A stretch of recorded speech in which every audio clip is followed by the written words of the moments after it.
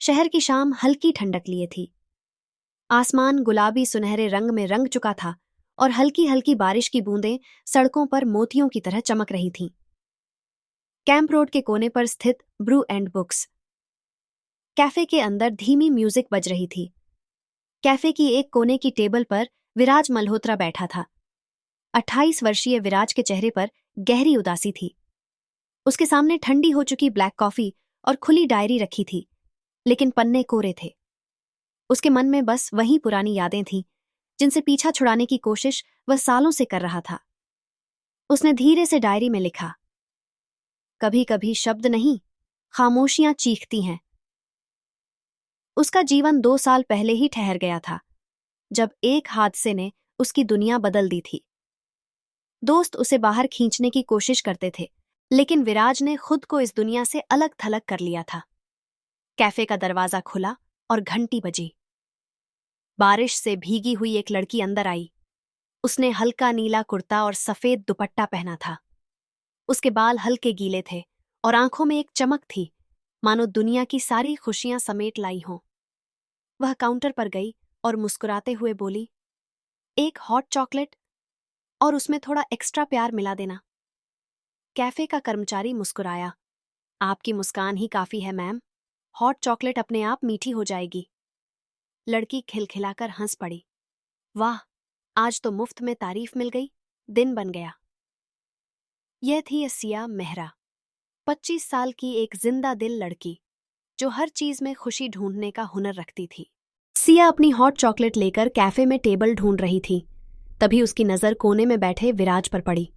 उसकी आंखों में अनकहा दर्द था। अचानक सिया का फोन उसके हाथ से छूटकर जमीन पर गिर गया। विराज ने तुरंत झुककर फोन उठाया और उसकी ओर बढ़ाया। असिया हंसते हुए, थैंक्स, पर आपकी मुस्कान कहाँ गई? विराज हल्की मुस्कान के साथ, शायद कहीं खो गई है। आसिया, खोई हुई चीजें ढूंढने में मैं माहिर हूं। विराज पहली बार किसी अजनबी से बात करके हल्का महसूस कर रहा था। सिया की बातों में एक अपनापन था। कुछ देर बाद सिया विराज के पास आकर बोली, क्या मैं यहां बैठ सकती हूं? ये कोने की सीट मेरी फेवरेट है। विराज ने हल्की मुस्कान के साथ कहा, बिल्कुल। बातचीत शुरू हुई।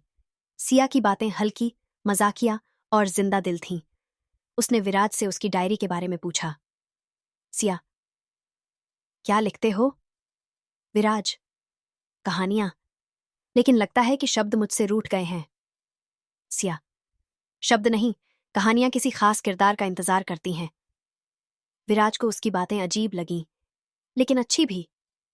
ऐसा लग रहा था जैसे उसकी बंद किताब का पहला पन्ना खुल रहा हो। बारिश तेज हो गई थी। खिड़की से गिरती बूंदों को देखते हुए सिया ने मुस्कुराकर कहा, बारिश उदासी नहीं, खुशियों का गीत है। विराज ने उसकी ओर देखा और कहा, मुझे बारिश अकेलापन लगती है। सिया ने अपनी हथेलियां फैलाते हुए कहा, तो आज से मैं तुम्हारी बारिश बनूंगी, सिर्फ मुस्कानें बरसाऊंगी। विराज पहली बार किसी के शब्दों से सुकून महसूस कर रहा था।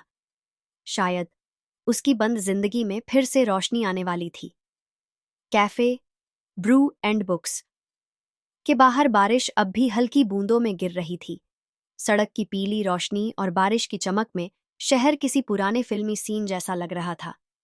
कैफे के अंदर विराज और सिया की बातचीत जारी थी। सिया की बातों में एक अलग ही ऊर्जा थी।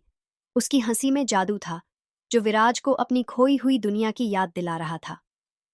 सिया, तो तुम कहानियां लिखते हो, पर अब लिख नहीं पा रहे? विराज, हाँ, कुछ ऐसा ही।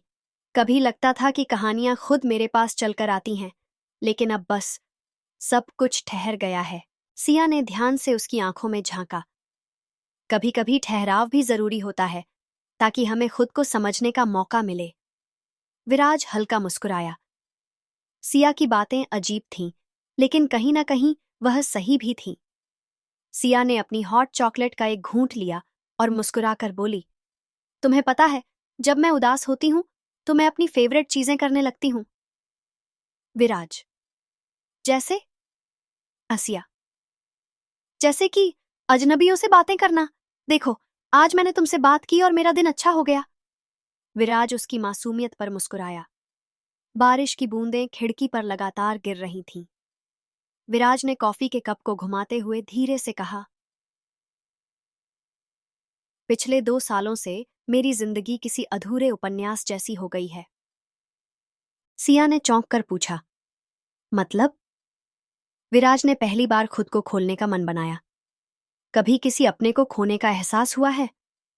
जब सब कुछ अचानक खत्म हो जाता है और तुम चाहकर भी कुछ नहीं कर सकते। सिया थोड़ी देर चुप रही, फिर हल्के से मुस्कुराई। हाँ, लेकिन मैं मानती हूं कि अधूरी कहानियां भी खूबसूरत हो सकती हैं, अगर हम उन्हें एक नया अंत देना चाहें।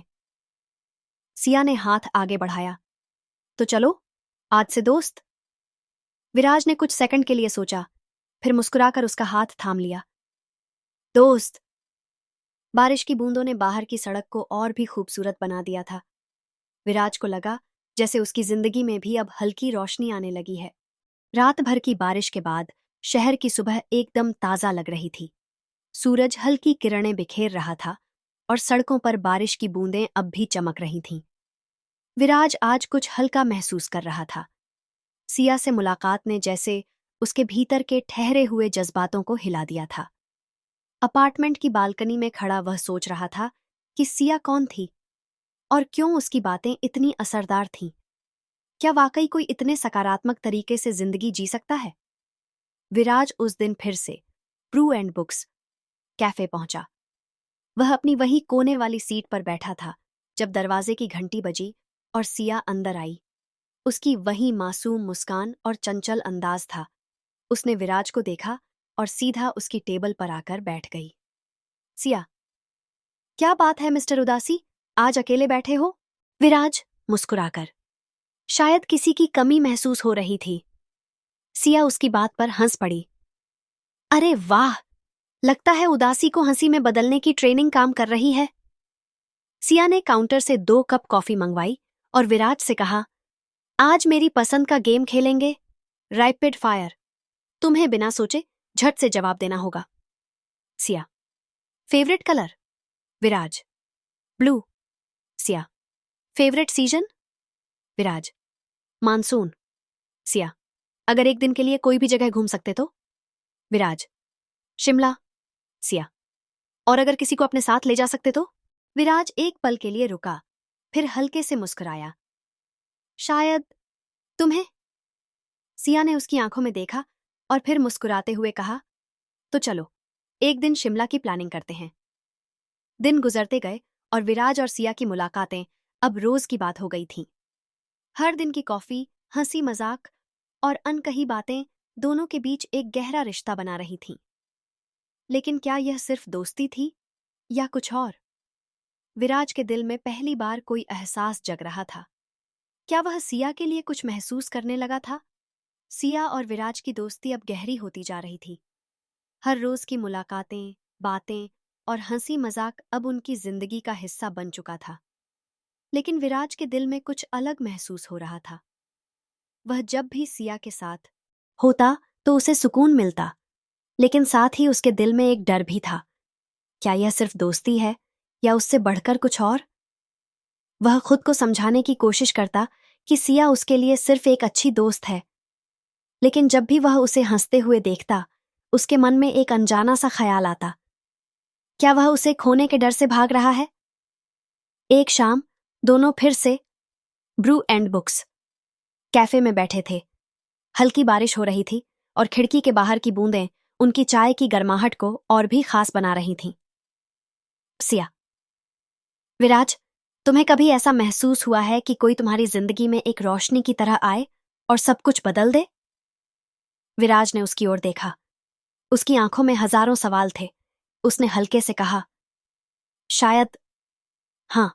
सिया ने मुस्कुराते हुए कहा, तो फिर उस एहसास को अपनाने में क्या बुराई है? विराज चुप रहा। उसके मन में हलचल मच गई थी। रात काफी हो चुकी थी। दोनों कैफे से बाहर निकले। बारिश अब भी हल्की थी, लेकिन ठंडी हवा में एक अलग ही एहसास था। सिया ने अचानक अपना हाथ बढ़ाया। चलो, बारिश में भीगते हैं। विराज हंस पड़ा। पागल हो क्या? बीमार पड़ जाओगी। सिया खिलखिलाते हुए बोली। जिंदगी में कभी कभी पागलपन भी जरूरी होता है।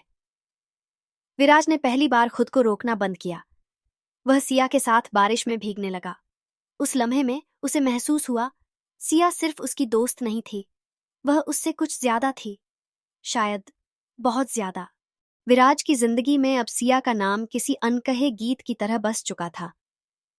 वह जब भी अकेला होता, उसके ख्यालों में बस सिया ही होती।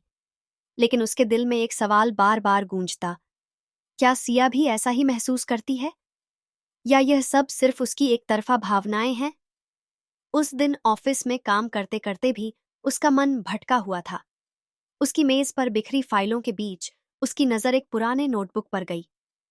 उसने उसे खोला तो पाया कि वह वही नोटबुक थी जिसमें वह कभी अपनी कहानियां लिखा करता था।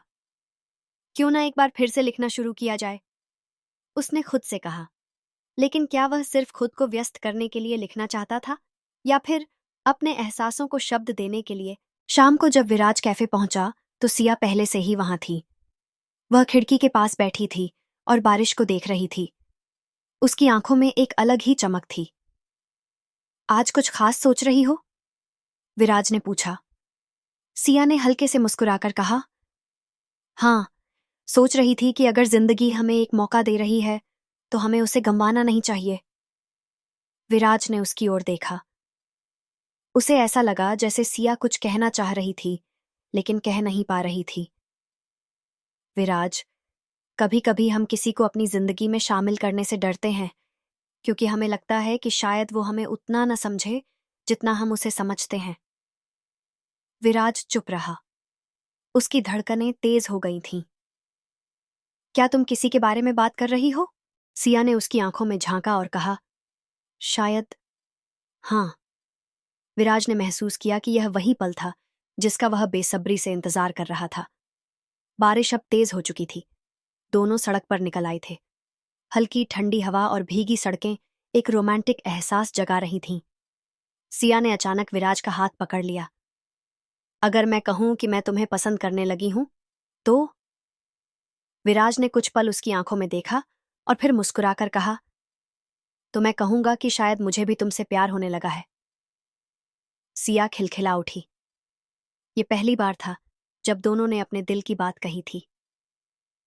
बारिश उन पर गिर रही थी, लेकिन उनके दिलों में अब सिर्फ प्यार बरस रहा था। बारिश की उस रात के बाद से विराज और सिया के बीच सब कुछ बदला बदला सा था। दोनों ने अपने जज्बात बयां तो कर दिए थे, लेकिन अब उनके बीच एक अनकही उलझन थी। क्या यह बस एक हसीन लम्हा था, या वाकई उनकी मोहब्बत का आगाज? विराज हर रोज उस पल को याद करता जब सिया ने उसका हाथ थामा था। उसकी हंसी, उसकी आंखों की चमक और उसकी बातों की मासूमियत, सब कुछ अब उसके लिए सबसे ज्यादा मायने रखने लगा था। लेकिन प्यार सिर्फ मीठे पलों का नाम नहीं होता, इसमें इम्तिहान भी होते हैं। और शायद उनकी कहानी का असली इम्तिहान अब शुरू होने वाला था। अगले कुछ दिनों तक सिया विराज से कुछ दूर दूर सी रहने लगी। न तो वो रोज की तरह कैफे में आती, न ही ज्यादा कॉल्स करती। विराज परेशान रहने लगा। उसे समझ नहीं आ रहा था कि अचानक सिया का यह बदला हुआ रवैया क्यों है। एक दिन उसने हिम्मत जुटाकर सिया को मैसेज किया, क्या सब ठीक है? तुम पहले जैसी नहीं लग रही। कुछ देर बाद सिया का जवाब आया, विराज, हम जो कर रहे हैं क्या वो सही है? क्या सच में हम इस रिश्ते को आगे ले जा सकते हैं? विराज के लिए यह मैसेज किसी झटके से कम नहीं था। वह समझ नहीं पा रहा था कि आखिर सिया को अचानक ऐसा क्यों लगने लगा। अगले दिन विराज ने सिया को मिलने के लिए बुलाया। कैफे में बैठते ही विराज ने सीधे पूछा, सिया, तुम मुझसे दूर क्यों जा रही हो? क्या तुम्हें अब मुझसे प्यार नहीं रहा? सिया ने उसकी आंखों में झांका और धीमे स्वर में कहा, प्यार, यही तो सबसे बड़ी उलझन है विराज। मैं तुमसे प्यार करती हूं, लेकिन क्या प्यार ही काफी होता है? क्या जिंदगी के हर इम्तिहान में प्यार टिक सकता है? मेरे परिवार को देखो, वे कभी नहीं चाहेंगे कि मैं तुम्हारे साथ रहूं। विराज ने सिया का हाथ थामा। क्या तुम सिर्फ अपने परिवार के लिए अपनी खुशी छोड़ सकती हो? क्या हम साथ रहकर इन मुश्किलों का सामना नहीं कर सकते? सिया की आंखों में आंसू आ गए। काश यह इतना आसान होता विराज। मैं चाहकर भी सब कुछ अनदेखा नहीं कर सकती। सिया और विराज दोनों ही खामोश थे। उनके दिलों में जज्बातों की आंधी चल रही थी। एक तरफ उनका प्यार था और दूसरी तरफ सिया की जिम्मेदारियां। कुछ देर की खामोशी के बाद सिया बोली, विराज, मैं तुमसे दूर नहीं जाना चाहती, लेकिन मुझे वक्त चाहिए। मुझे खुद को और अपने परिवार को समझाने का वक्त चाहिए। विराज ने गहरी सांस ली और मुस्कुरा दिया।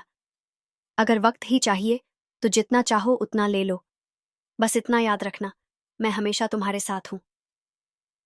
सिया ने हल्की मुस्कान के साथ उसका हाथ थाम लिया। ये एक अधूरी बात थी, लेकिन शायद उनका इश्क अभी खत्म नहीं हुआ था। ये बस एक और इम्तिहान था जिसे वक्त की कसौटी पर खरा उतरना था।